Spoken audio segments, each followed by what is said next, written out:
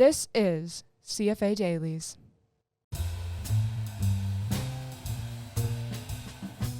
Hello, welcome back to the CFA Dailies. I'm here with the Haunted Force Scythe. Awesome. Okay. Introduce yourselves. Okay, well, I am Jeff Maney. I'm one of the owners of House of Four Scythes. And I'm Kevin Hopkins, one of the other co-owners, and we just have a passion for this this spooky season and bringing something to the community to fill a kind of a void that we saw in Forsyth County with something for families to go do, and especially the tween to 30 age group. So we were lucky enough to have an opportunity to start this a few years ago. That's great. It's definitely been an interesting element to the annual fair that we have. Really kind of enhances the experience because it's right at the right time of year. It adds a whole new dimension to coming to the fair. So I think, especially after this year, it's starting to get a little bit more of a reputation as a destination type of event. Yeah, I'd fully agree. The season, the fair falls at the perfect season for a haunted house to be accommodated in there, and we're seeing people that are coming to us and saying, "Oh, we love coming year after year." It's like you say, it's becoming like a family, just one of their traditions, their fall traditions. So that's great. Yeah. It's something I really like because it kind of just like brings the community together. Like just the love of like the Halloween season and that fall season and like just the love of horror, because like it's really nice to go to the fair and then like walk by it and just like meet the scare actors and stuff. And I think also because a lot of the scare actors are played by people in the community being like, oh, I have first period with that guy and now he's trying to jump at me. It's kind of fun. Yeah. One of the things that we didn't say is what we are, right? So we are a 501c3 nonprofit organization. So that's kind of what sets us apart in the haunted house industry. There's not a lot of charitable haunts. Most people try to operate for profit, but it's a unique opportunity to give give an opportunity for volunteer service hours to people if they need it. That's different than the other opportunities that's out there for service hours, and someone always has a charity that they feel is important, and this year we kind of were able to touch on more. That we'll talk about that later, but just I wanted to get out there up front that we are a haunted house, but we're also a nonprofit charity organization. And I think that status really does kind of soften the public perception of what you do to some degree, doesn't it? For sure. Yeah. You can't get inside of people's heads or everyone's head, but from our perspective, from what we've seen, you say, "Oh, I do this haunted house thing." There's usually two reactions: "Oh, that's really cool," or "Oh, you're one of those." So I fully agree that you say, "Oh, we do this for charity." They go, "Oh, so you're not out there just to horrify people. You're doing it for a cause and there's some rationale and some reason other than just you getting your And I think that also helps to get people that wouldn't normally do this coming in to see what it's all about and to experience it, because it's a charitable event, like you said. So you're getting scared for a good cause. Scare for care. Right. We scare. Because we care. We put the care in scare. That's got to be your new slogan. Haunted for Scythe. Scare for care. Okay. Let's get moving on the questions. So how did you guys start? What was the starting point of this? So for clarification, are we talking about how did this event get started, or how did we get into this industry? Well, let's do both. Yeah, I mean, let's take it from what was that first moment when you guys looked at each other and went, "We need to do a haunted house." How did that come into being? Well, that happened long before we were introduced to each other. Yeah. So we traveled a parallel path pretty much up until our meeting point. We both had in middle school started doing, hey, I'm going to decorate my yard, and it got bigger, and it came little walkthroughs in our yards, and then I had partnered up with a buddy of mine and did a home haunt here in Cumming, and he moved away. We were selling off a bunch of our props, and Plug it. Most people know who it is. oh yeah. So it was called Hayes Haunt, down in the polo fields, by the polo fields, in Dressage subdivision, and it grew and grew, and we were selling out. He was moving to Utah to be closer to some family, and so we sold out of a bunch of our stuff, and lo and behold, this guy pulls up with a truck and a trailer wanting to get our graveyard scene. And Yeah. So, like Kevin said, I think for most people in this industry that like the haunted house thing, it starts when you're very young. And for me, it goes back to 5, 6 years old. The first time that my parents took me to trick-or-treating at this house that was really decorated, and they had really went all out. And that made such an impression on me. And from that point forward, I was never scared of it. I thought that was... I kept trying to replicate that feeling, of that excitement, and I was always drawn to the monsters and stuff. And I was always artistic, so Always helpful when you're trying to be creative. yeah. So art came naturally to me, and so as I grew up, I just sought out everything that I could get my hands on how to do special effects makeups and how to home build props and DIY stuff. And so that kind of built into doing the yard displays and the home haunts, like Kevin said. And then, excuse me, at some point I saw an opening for a trail manager for Uncle Shuck's Corn Maze. They do a haunted trail, and they were looking for someone to head that up.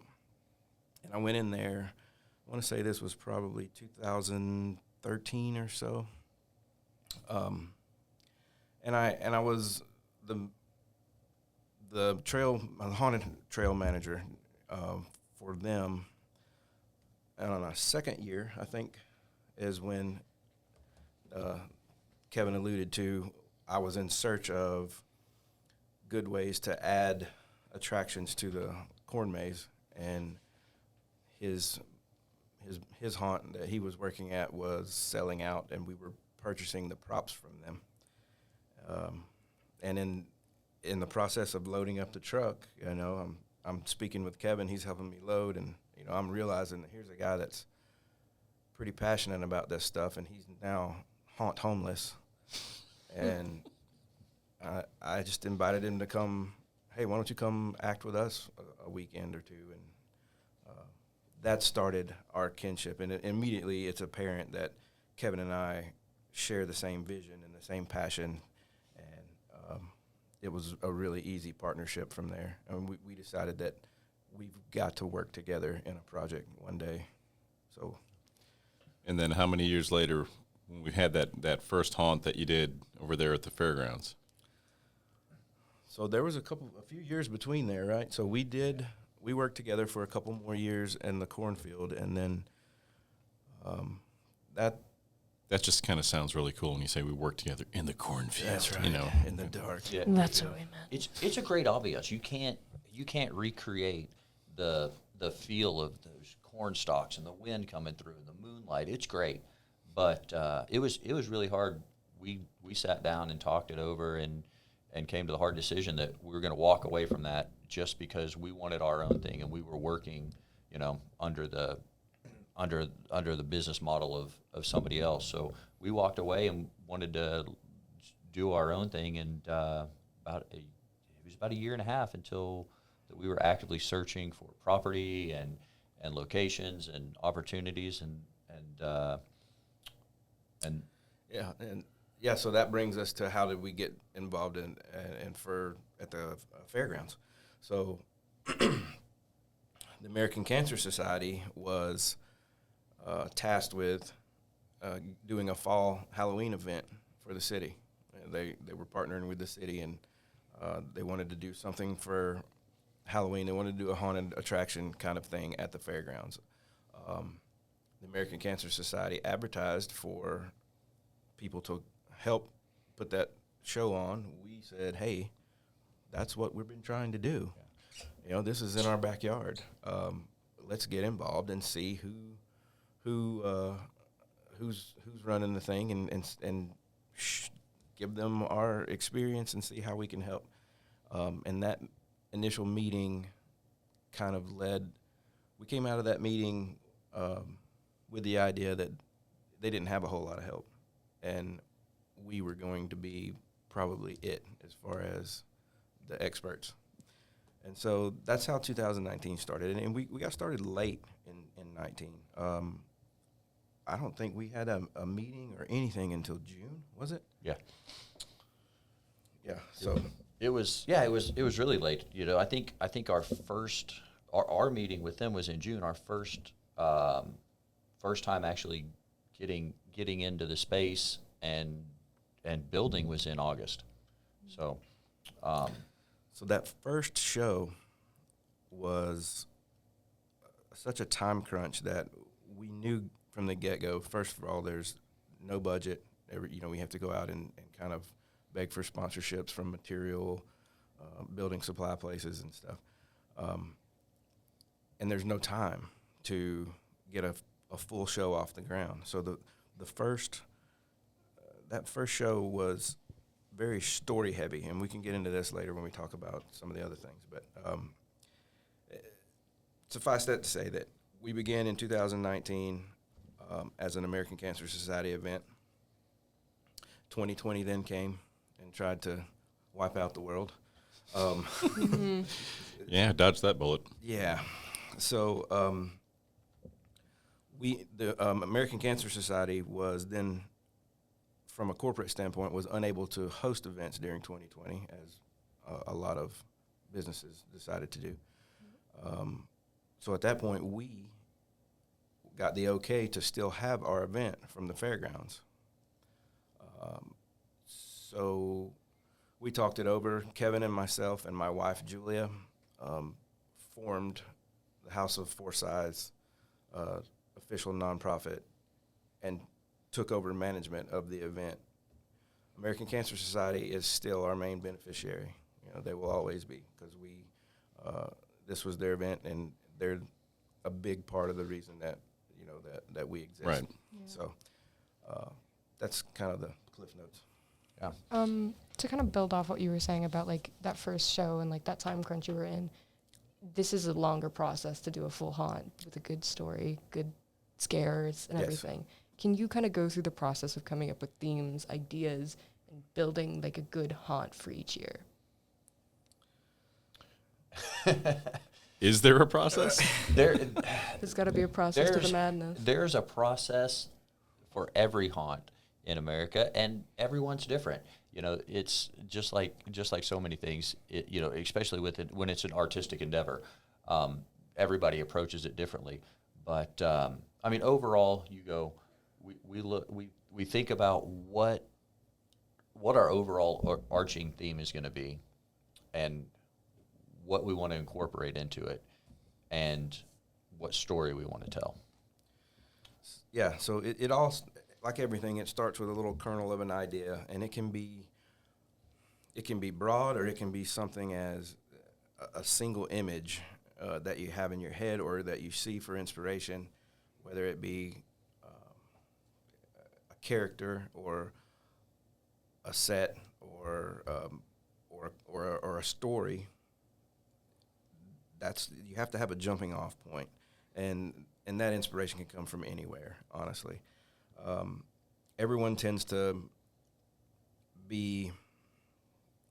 have an affinity for different types of themes. You know, everyone's different. What they like to see in haunted houses, what they're scared of. So you kind of gotta really study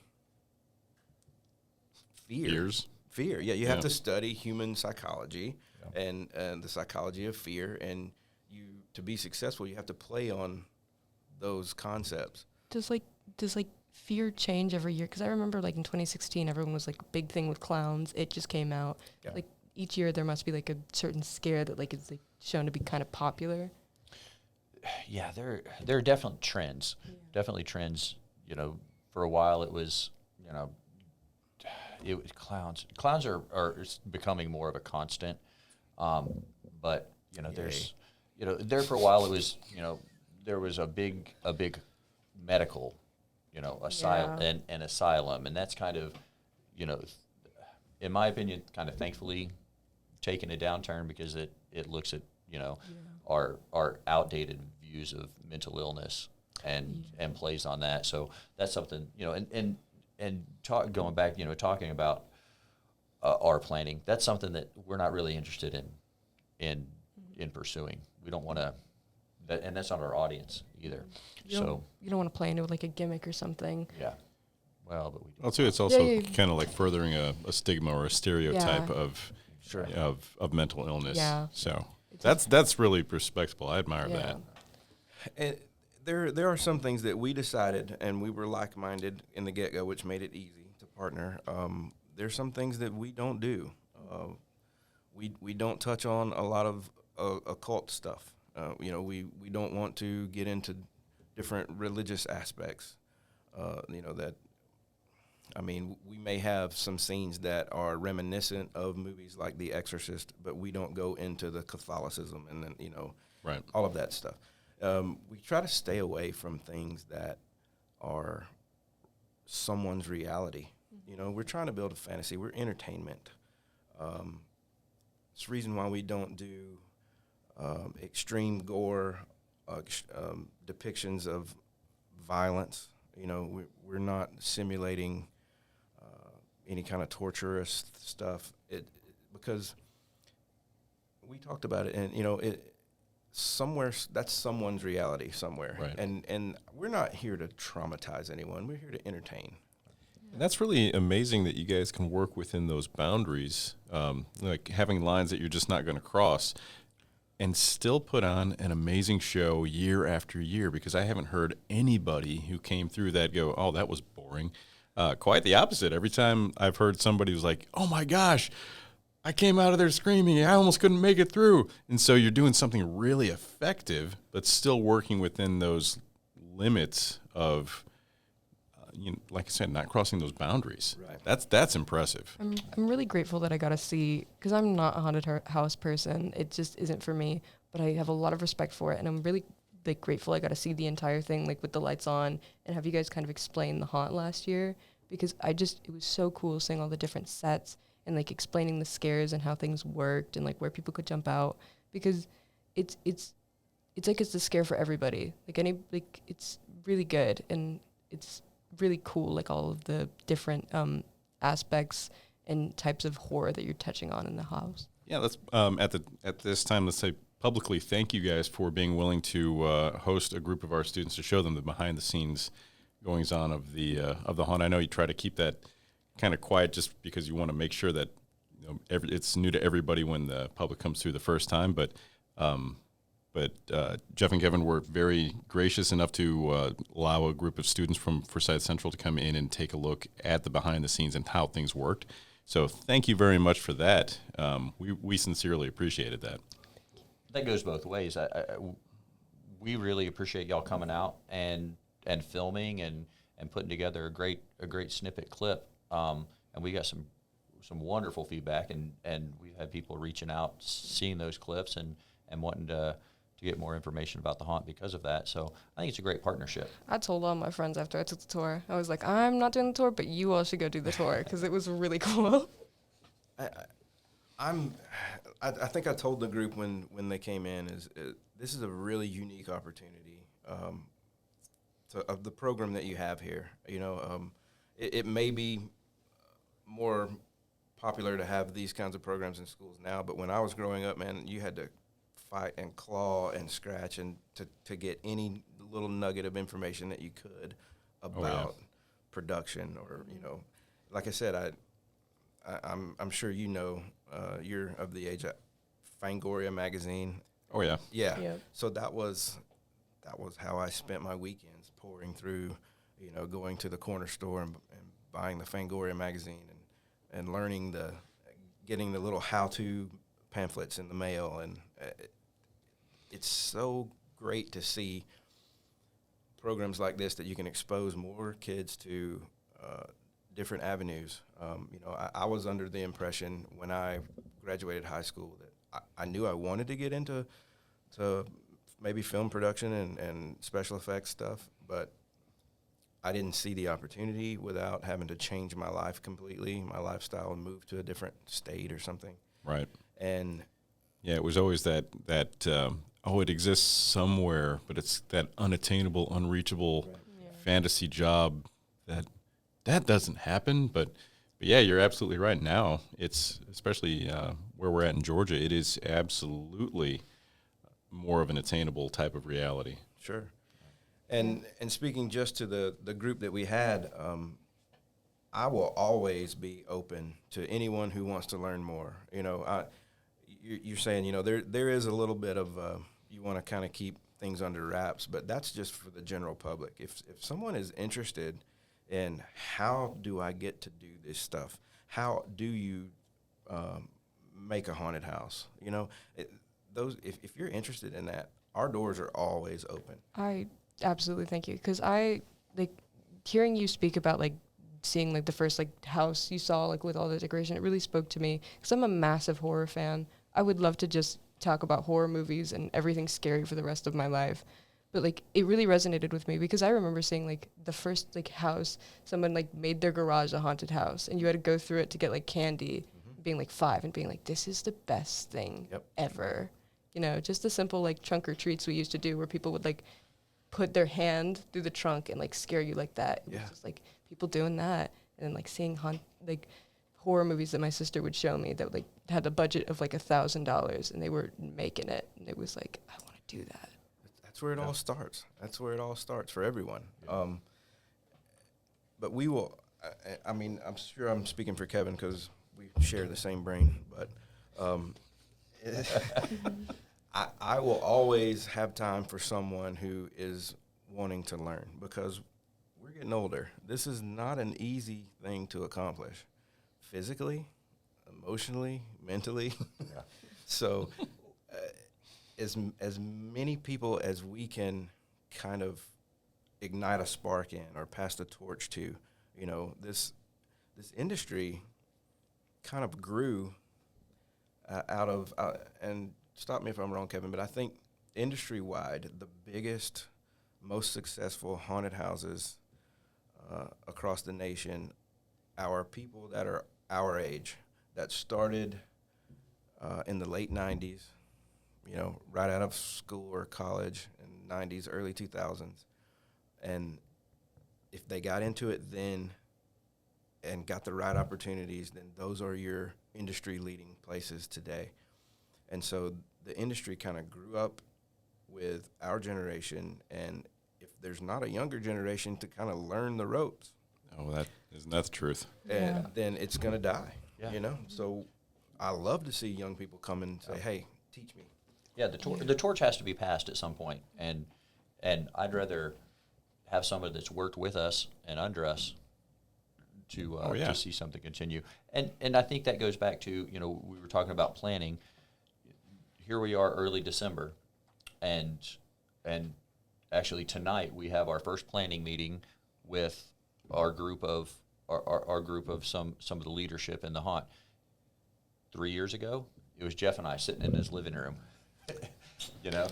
Notepads and ideas. Exactly. Right. To ask another question that kind of builds off of this. How long does it take to start from just sitting down with the whiteboard and the team to people going into the haunted house? How long is that process just to get it all done? How long do we have? Yeah. Because that's the question. So we will use every minute. So we have a 5.5 week period from the time we get access to our building till the time we open our doors. Mm-hmm. So 5.5 weeks to erect what we've had and decorate it and run sound, run lights, But there's things we can do before that time outside of our building. We can build sets. We do have a workshop where we can pre-build sets, decorate them, tear them down, and put them to the side until it's time to install them for the show, and also training and things like that. But it really is year round. Like I say, we're planning now. We start planning during the show. We look at what's working, what's not during the show. We go, okay, this is working great. We could take it up a notch by doing this and this. So we make those plans there. We go, this wasn't exactly what we were hoping for, and we decide if we flip it or we totally strike it and replace it with something else. So planning starts, during the show, but then in earnest, sitting down and in late year. This year's a little earlier than normal. We usually start in January. Yeah. So we take, it's so exhausting to get through the season, and then we take the holidays off, and then we start, okay, it's New Year. We need to get going. New year, new haunt. That's right. We are starting earlier this year. Every year in the spring, usually in March, there is an industry trade show that happens. And this is where all of the vendors that supply props and everything that goes into the haunted industry, haunted attraction industry, there's a trade show in St. Louis, and we attend that every year. That's where you see what the new offerings are. That's kind of where you see where the industry's going theme-wise. Like you said, one year it's all clowns, and then all of a sudden it's prison props, and then it's butcher shop, and so it's kind of where you go to see what the new stuff is, and it's where you go to make your purchases if you're going to make purchases, because most of these vendors, there's very few of the vendors that are standalone businesses. Most of them are people that are doing side gigs, and they're building masks, they're building props, they're building stuff in addition to a regular career. And so that makes the lead times extremely long, especially if they get a lot of business. And you need to order something that you're going to purchase in March to get it by September. Yeah, because there's plenty of time if they're a small business entity, like you were saying, or Yeah. working out of the garage, then Yeah. It's gonna be hard. it's definitely a labor of love, I would assume. Yeah. So you're talking about getting props and stuff from these trade shows, and Yep. you're building your sets. Are there any particular props and sets that you have built or bought that you're just extremely proud of, or just really stand out to you? Yeah, what are some of the highlights that you guys have I nailed in remember the that. past? I remember that closet I went through. That's actually scared me so bad that I had to get a flashlight just to see. I was I don't want to go through a dark. Yeah. It scared me. That goes back to the different ways to scare too. There's different ways to do it. There's that hits on claustrophobia and fear of the dark, right? It's a small space, things hanging that you're going to have to kind of maneuver your way through in pitch black. That's really easy to pull off. That's one of the easiest sets to pull off. So it's not visually Simple but effective. exactly. So we mix some of that. You have some of these simple things, but then we have some of these other that are really kind of labor intensive, really visually stunning. So that's we work in a small footprint.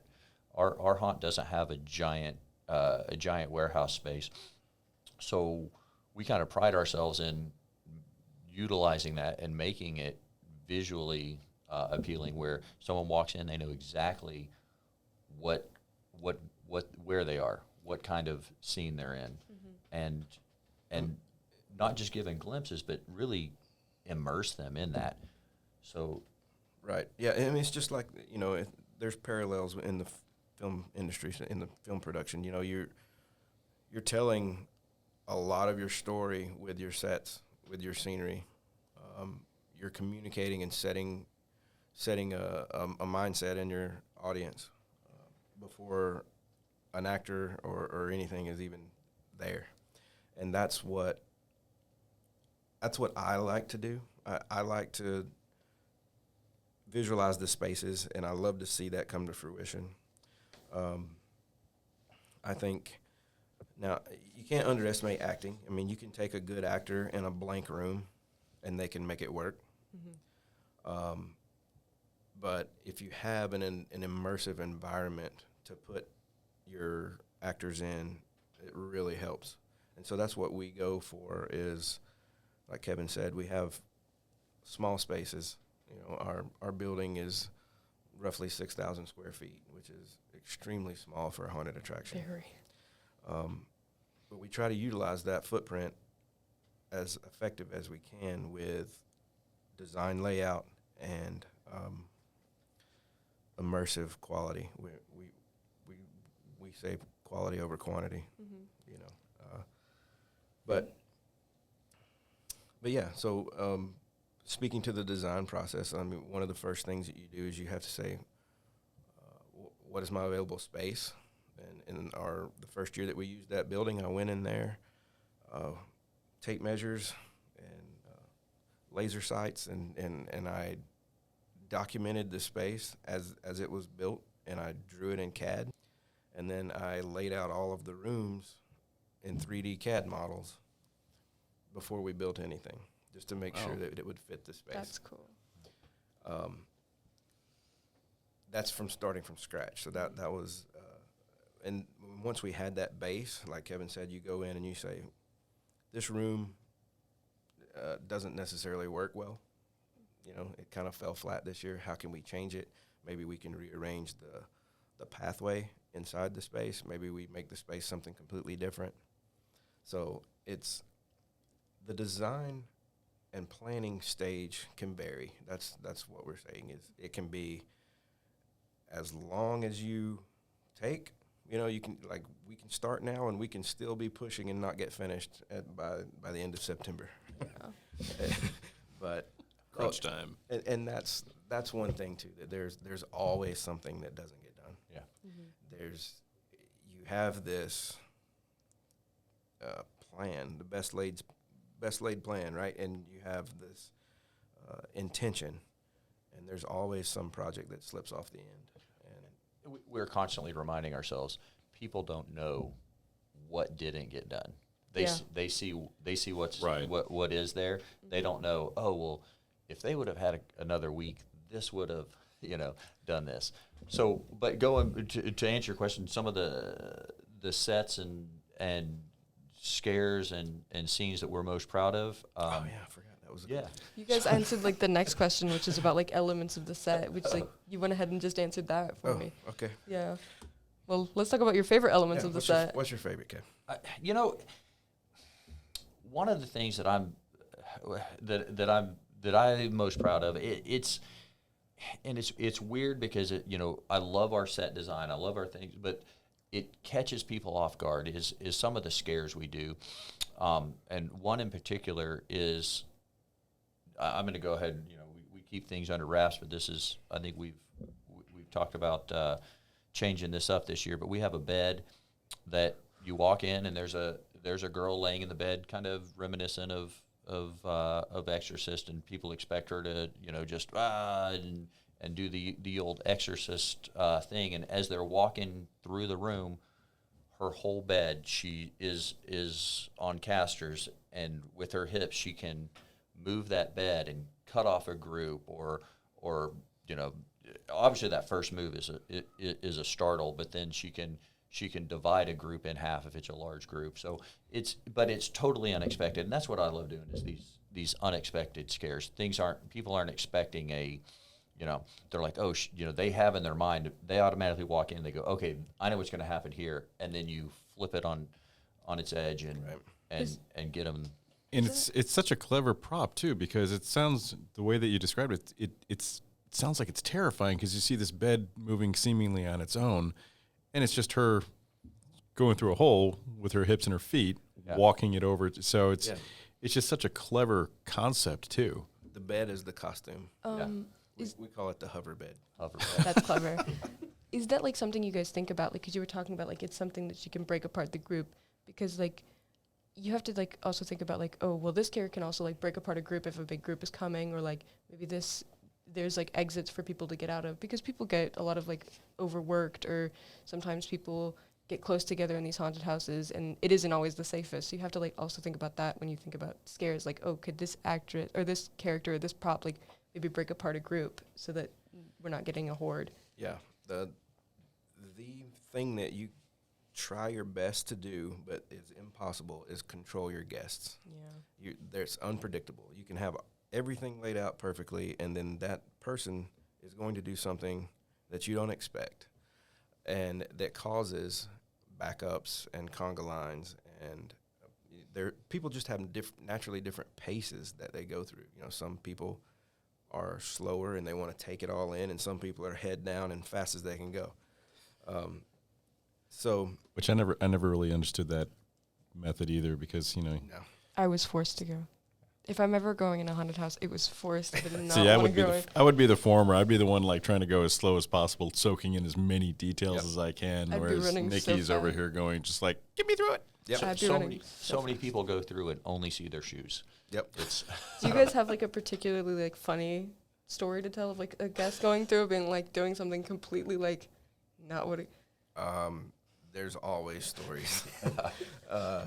Some of them, most of them that we remember are not fit for Okay, podcast.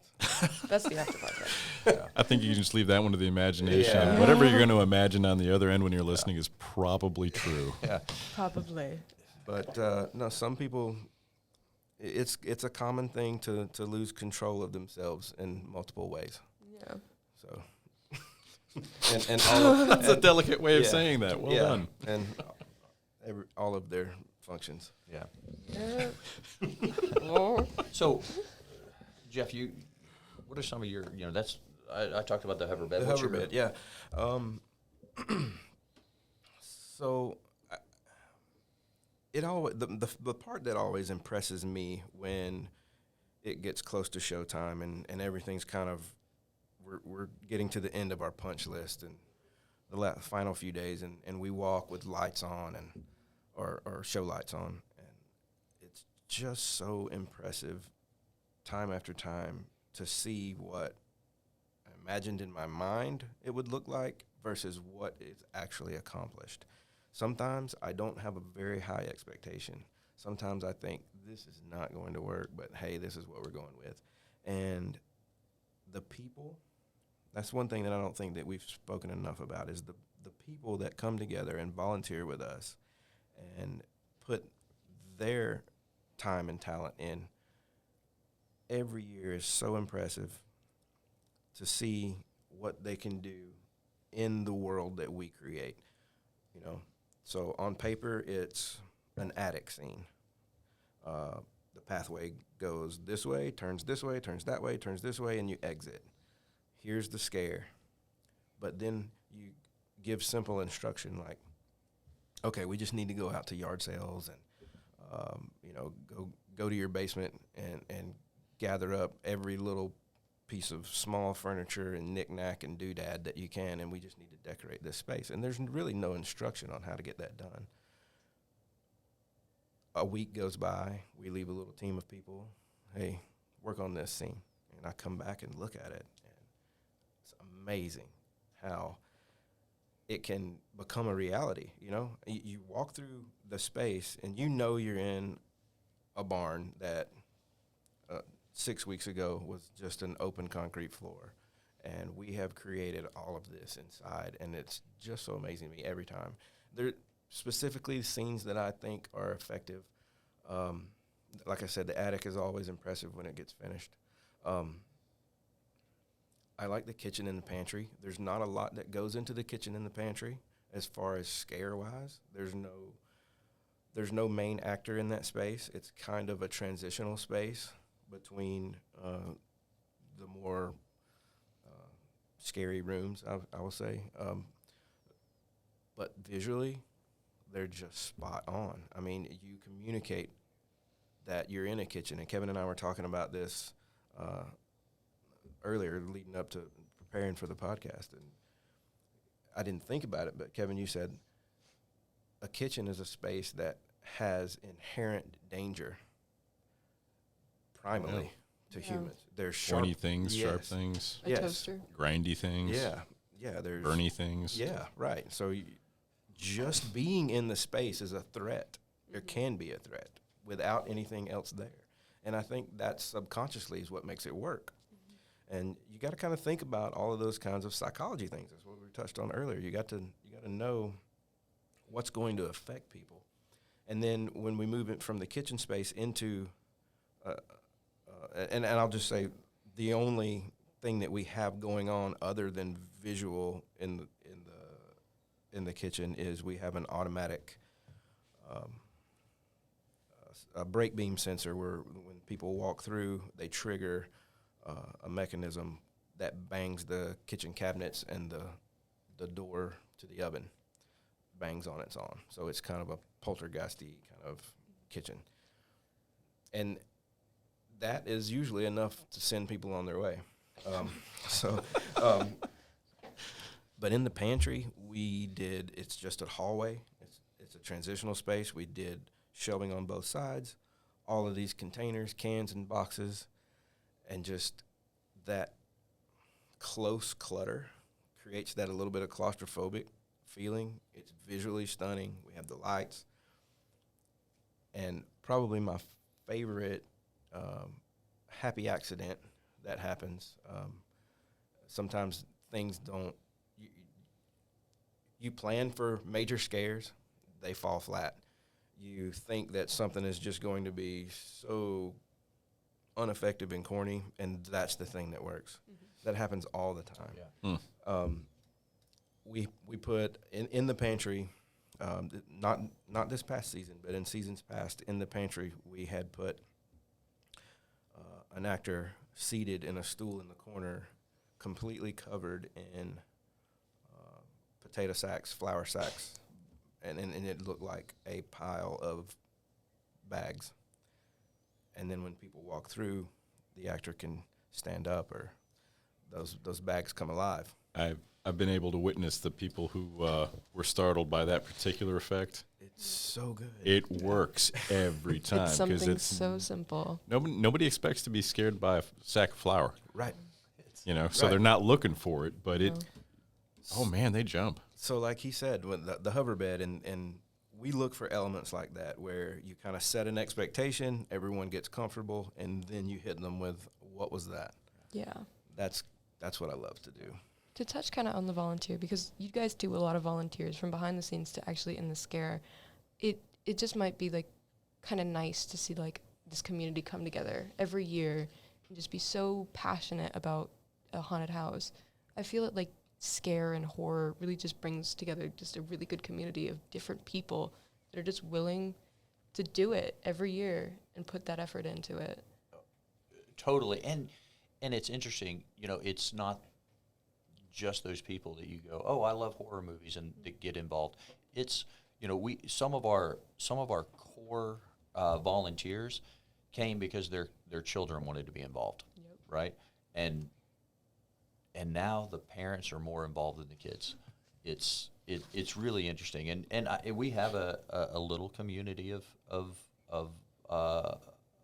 honor, within it's just that's kind of one of the things that I think I speak for Jeff too, that we're most proud of, is that we haven't just created this haunted house. We've created this community of people that have come together and our own little friend group. Yeah, we've fostered relationships between people that otherwise wouldn't exist. And I think we're starting to see some influence from that community coming together, because I know one of your makeup artists who's worked with you for the past couple of years, she's now working with a theater production here at our school. We did our first effect where we did live casts of some actors' faces. It looked fantastic. So we could do appliance makeup, which is prosthetics and latex. Yes. So we turned this young man who looks like a little cherub, who was playing Ebenezer Scrooge, into this old grizzled dude with a big chin and a big pointy nose. But that was stuff that the artist learned how to do specifically because she was involved with the haunt, and she's like, I want to go expand my skills now. And now we're seeing it the benefits of it coming over into other areas as well. Oh yeah, it's awesome. Like I said, to see the group of people that come together for a common goal, and whether it be that you are a haunted house or a horror industry fan, or it's, hey, I want to get involved because these people are doing some charity work for something that I'm passionate about. Whatever your motivation, I think that everyone finds that they're surprised at the family feeling, the welcoming environment that is there. And we touched on it a little earlier. The haunted house idea in people's heads, as you say, we kind of shy away from walking around advertising that, hey, we're haunted house people, because from the general public you get kind of Has a negative Yeah. connotation to it. you kind of get a little stink face, and why are you into that, and how did you get into that? Oh, you're one of those people. You're one of those people. And that is something that I know Kevin and I have talked in the past about, is how if you dive into the industry, actually, there's not a lot of the stereotypical,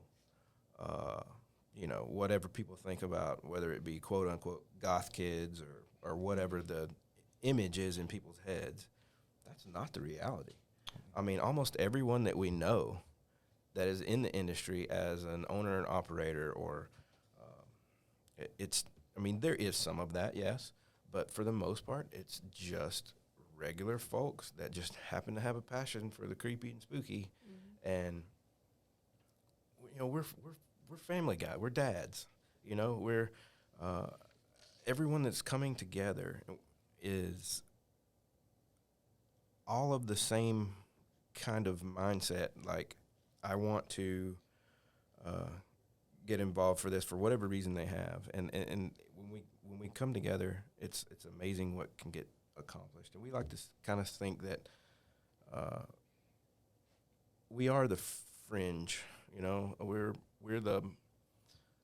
We're a place that people can find a home with when they can't find a home in anything else. We're kind of the I'll speak for myself. I was kind of the weird odd kid that was constantly drawing monsters in the back of the room and stuff when I was a kid, and not the most popular, and we there's a lot of people that are involved with us that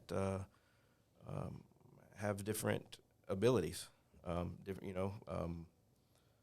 We're just accepting of anyone and everyone who wants to get involved, and we will try to make you a home if that's what you want. And That's definitely what I love about just like scare and horror. It's just, it really brings people together. I remember like right before my dad deployed again, we like binged The Walking Dead because we're both big zombie buffs, and it just like brought us closer. It's like, and having that experience with my dad and going and seeing horror movies and watching horror shows and stuff, it brings me closer. And I feel like every time I watch The Walking Dead now, like even though he isn't with me in the home, it's like he's with me kind of. Sure. And it really just brings people together. And to kind of touch base on what you have been saying repeatedly, this is a nonprofit organization. All of this goes to charity. Yep. If you can say, how much have you guys raised for charity with the House of Haunt? Yeah, that's something we're really proud about, and that's so. In the past 3 years since we formed the 501c3, we have been able to donate in excess of $130,000. That is Wow. impressive. That's amazing. And that's all local community charitable organizations, correct? American Cancer Society is not necessarily local, but Well, they have an office here. yes, Yeah. Well, and the way they do is it stays within the community where it's received. They Right. do have the national overarching organization, but local donations stay local. So, Right. and so the then- money is put use locally. Yes. So, yeah, like we said, scare because we care. It's for a good cause. Right. How many charities did you guys benefit just this year? So my wife Julia is the one that handles most of the business stuff, and I'm gonna say Probably 20? a smart thing. Yeah. I'm gonna say Oh, like wow. 20. Yeah. So we put out to our volunteer base, here's our donation for American Cancer Society. Here's what we have left. What organizations are important to you guys? So we put it out there. They replied, and then we made donations accordingly to local organizations that our volunteer base are passionate about. So that's the way we did this year. And this year's different.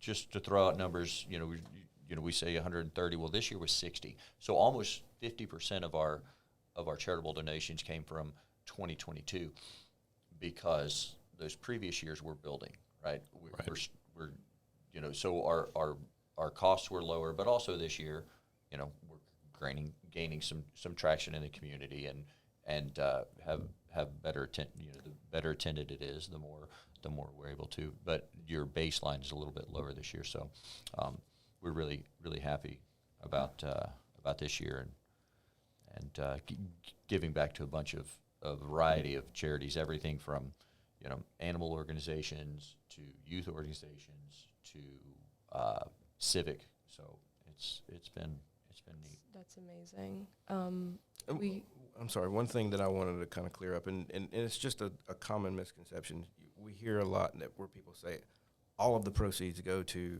charity. Well, it's an expensive endeavor to put this on. So all of the charitable donations that we make is after all of our expenses are paid. Yeah, of course. Yeah, you've got to be able to clear a certain amount to cover the costs of Running a haunted house. Well, operations. yeah, and there's a lot of since there's things that people don't think about. Insurance is huge. There's fun. I would There's imagine. all kinds of fun. It's a full on business. It's a business. Yeah, it's a Yeah. business. Right. So there's all those behind the scenes insurance storage. We have to store all of our stuff somewhere offsite. And that's the thing that I think people just don't even think about when they're just there to enjoy themselves, is like how much organization has to go just into the planning and prep phase and the storage, and because you can't leave everything there year round. It's a space that gets used for different purposes. Right. We have 11 days to strike from the end of the show until That is we're out of the incredible. building. That's crazy. So We are running a little low on time, sadly. So let's just hit that last two questions. Is there a way for people to contact you just to get into the know of the haunt? Volunteer work when things are starting to happen. Is there any way we can contact you? Sure. Yeah, we have a presence on Facebook and Instagram. It's Scythes Haunt on both, I think. Yeah. And then we have ForScythesHaunt.com is our webpage. Up in the upper right-hand corner, there's a volunteer tab. Click that. This takes you to a separate web page called Haunt Scheduler. It is a software that we run. That's kind of what keeps our organization of our volunteer base.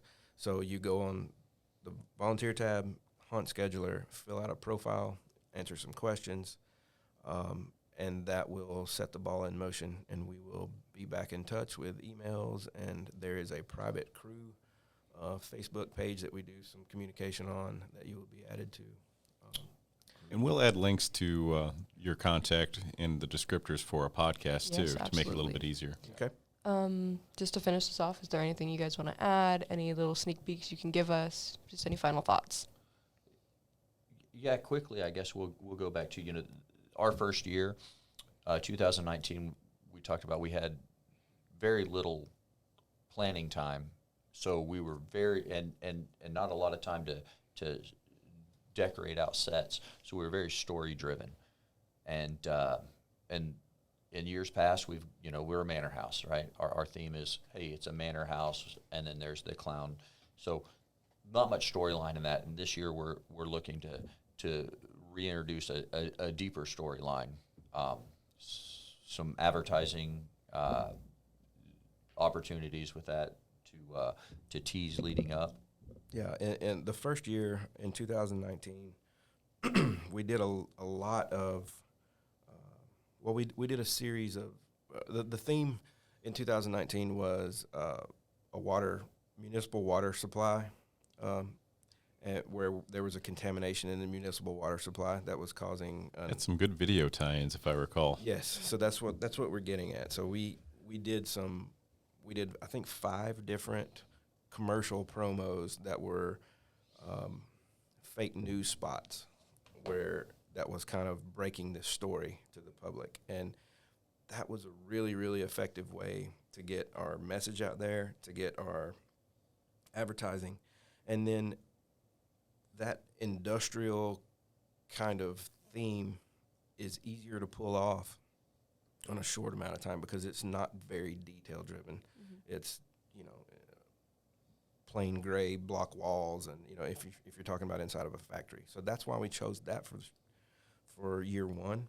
Then we moved into, once we had more time, then we got into these deeper detailed sets of the manor house. But then our story kind of suffered over the past few years. Mm-hmm. It's not as cohesive of a thing. So this year we want to try to go back a little bit and combine the two.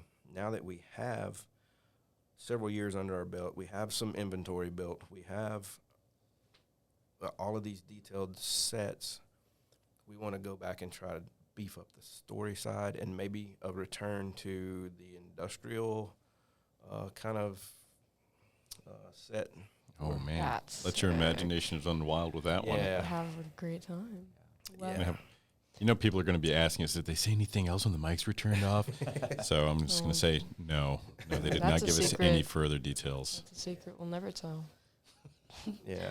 Well, thank you guys so much for coming out to the Forces Central podcast. It has been an absolute pleasure to have you guys here and talk about the haunt. Just a big thank you from Central Studios. Well, thank you. I mean, like I said earlier, this is a unique opportunity that you guys have here, and it's a unique opportunity for us. This is the first time, I think, at least for myself, that I've been invited to formally talk about what we do. So I love the partnership that we're developing with your program. You did some great film work for us, and as I just alluded to, I think we've got some ideas for some projects coming up. So You heard it here first. Hopefully. All right. Well, thanks a lot, guys, and we look forward to seeing the next project next October.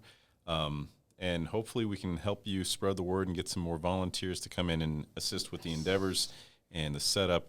Again, it is for a charitable organization. It is haunting for a good cause, and we're really happy to have you guys here, not just with us today, but also in the community. Scare for care. Hey, I'll just like to say, volunteer-wise, you don't have to have any set skill set. You don't have to know what you're doing. So we if you want to get involved, we can get you involved. So don't say I don't know anything about haunted houses, or I don't know how to build a wall. We can get you there. Or I won't fit in, because that's one of our things. Yeah. A couple of our requirements to volunteer is you have to be accepting and you have to be kind. Mm-hmm. So, we don't tolerate any bullying, any of that. That's not our philosophy. We're going to be there because everyone's volunteering. If you can't be accepted, then we're not doing our job. So You really are the nicest guys in the haunt industry. You really are a really great scare for care. Well, this has been CFA Dailies. Thank you so much for listening.